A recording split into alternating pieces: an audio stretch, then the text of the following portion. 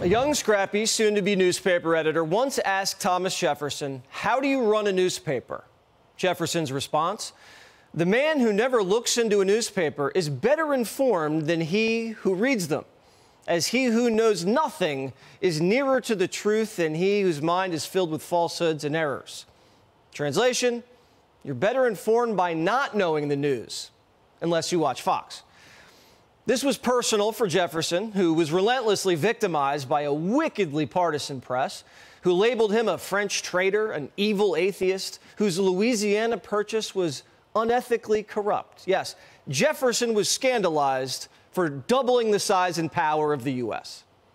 And some things never change. Washington politicians are well practiced in the art of yellow journalism. Nancy Pelosi once explained one dirty trick, the wrap-up smear. It's a diversionary tactic called the wrap-up smear. You smear somebody with falsehoods and all the rest, and then you merchandise it. And then you write it, and they'll say, see, it's reported in the press that this, and this. So they have that validation that the press reported the smear, and then it's called the wrap-up smear. Politicians, as Nancy admits, use wrap-up smears to divert attention from what they don't want you to see. And what Democrats don't want you to see is Joe Biden. Sources say Biden's growing angry and anxious over his reelection, cursing out staff who tell Georgia and Arizona are out of reach, worried about his poll numbers in Michigan, and seething that he isn't getting credit for his accomplishments. Behind the scenes, Biden's second-guessing his whole campaign staff. It's gotten so bad that the Clintons are telling Biden, time to go nuclear. I would attack right now. I'd spend that money. I would jump all over him, because my feeling is when your opponent is drowning, the first thing you do is throw him or her an anvil. And that's what he needs right now. He's drowning. Give him an anvil. Attack, sir. Attack. Attack. Stop bragging and start bashing. Sources say Biden's frustrated because he feels like he's being kept in a cocoon and wants his staff to let him off the leash. Does this look like a man ready for action? He's lost on a wet porch and needs special shoes. Many observers couldn't help but notice his footwear. Are those sneakers? Yep, they're so-called lifestyle sneakers made by Hoka, designed for maximum comfort and support while walking or hiking. And here they are, the Joe Biden sneaker. They're made by Hoka. These are called the Hoka Transport, and as you can see, they look quite comfortable. They have a wide sole, no doubt great for stability, and the president does have a history of stumbling. When Inside Edition is talking about the president's special shoes, saying he needs support so he doesn't stumble, this is a campaign that desperately needs a distraction. And this weekend, we got one. We have a new hoax, ladies and gentlemen. The dictator on day one now has company. Trump says country faces bloodbath if Biden wins in November. That was the headline everywhere. I looked at the news Sunday. I'm thinking, Trump said what? So I do my own research, and this is what he actually said. Let me tell you something to China.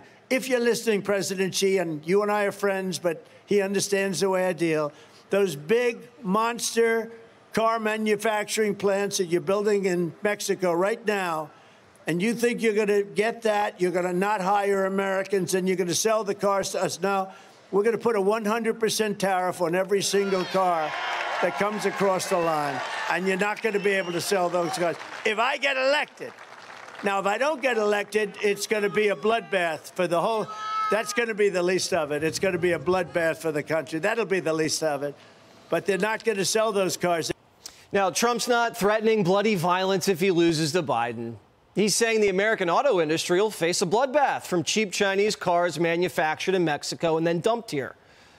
That's a dictionary definition of bloodbath, a major economic disaster. But the media clipped the speech like this. Now, if I don't get elected, it's going to be a bloodbath for the whole, that's going to be the least of it. It's going to be a bloodbath for the country. That'll be the least of it. This is disinformation by the Democrat media industrial complex, who disguised the truth and lied to you to smear Trump as a danger to democracy. We just have to win this election because he's even predicting a bloodbath. What does that mean? He's going to exact a bloodbath?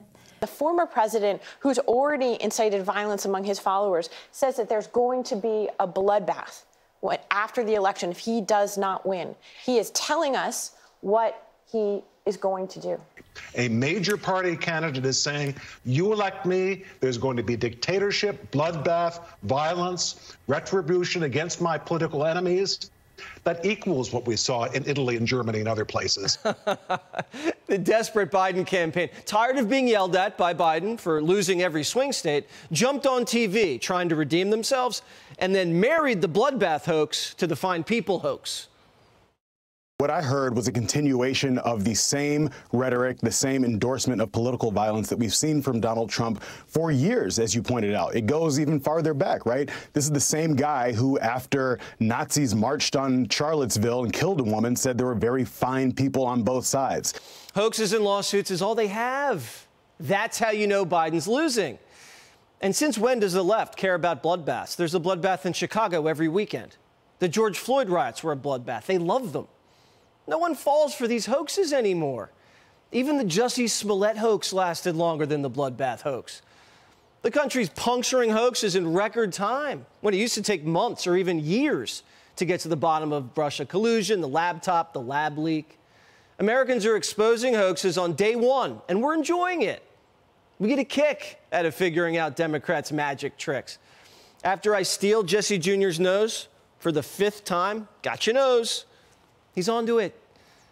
The fact that they're back at it, so blatantly dishonest, shows you what they think about you. Ignorant, gullible rubes who will just glance at a headline and keep scrolling, waiting in line to buy potato chips, complaining about shrinkflation.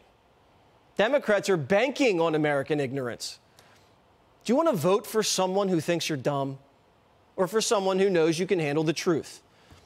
Because this is how dumb they think you are. Even after the hoax was exposed and the full context came out, they're sticking with it. These idiots on Twitter, these idiots on cable news, these idiots on Sunday shows going, well, presidents, you know, he was talking only about the auto industry, and this is one more. It's just bull. Let me say that at 6:15 a.m. It's just bull. He knew what he was doing. We're not stupid. Americans aren't stupid. He was talking about a bloodbath. Sometimes a bloodbath means a bloodbath. Yeah, sometimes it doesn't. Why wasn't Morning Joe riled up when Biden threatened Bernie with a bloodbath? It's just the last primary.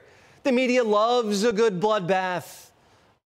If Trump gets the nomination, the Republican Party will be destroyed. It's going to be a bloodbath. Joe Biden was just talking the other day about, his concerns about a negative bloodbath. It's going to be a bloodbath in November. It would be a bloodbath. Off-year elections are often a bloodbath. It was predicted to be a bloodbath. Bloodbath at the ballot box. Now, what you're watching is the Democrats' Death Star exploding. The Democrat media industrial complex is malfunctioning, like an electric car in January. Weapons they've used for years are suddenly freezing up and backfiring. The Biden campaign's facing a landslide loss. They're getting tongue lashings from their special shoe-wearing boss. And their once well-oiled hoaxes don't even last a day. So they've thrown all the hoaxes into one big pot. What is highly likely going into the 2024 election is that a small subset of Trump's very well-armed and extremist base will try to kill people. He will imprison, he will execute whoever he's allowed to imprison, execute. He will make himself into the Fuhrer, and he will make everybody raise their hand and salute him. He wants to throw everyone into Gitmo. No, just you. Now they're stirring it around like gumbo and saying, if you don't swallow these lies, everyone dies. However this election turns out, it will be. Americans were given the voluntary choice to become pawns in a dictatorship under a presidency of unimaginable brutality and violence and all sorts of things that are as un-American as anything that we can imagine, or whether they voted against that. The Nazis and Hitler came to power under a legal system. One reason that happened was that people didn't realize that if you're voting for Hitler, this could end in the Holocaust and a defeat in World War II. Okay. The Democrat media industrial complex is preying on you. They don't want you to read. They don't want you to be curious. They want you stupid, scared, and oblivious. Easy marks for psyops. They don't have any faith in the people they have a social contract with. Social contract's fraudulent if they don't want you to read the fine print. They're trying to make us look like that is not the context of the entire clip. So I'm happy that we're potentially entering a time where we are going to try to gather context around things. That's good for society. Yeah. Thomas Jefferson famously said, quote, "Nothing can now be believed which is seen in a newspaper." So when you read the news, assume it's not true until you watch Jesse Watters Primetime. Click here to subscribe to the Fox News YouTube page to catch our hottest interviews and most compelling analysis. You won't get it anywhere else.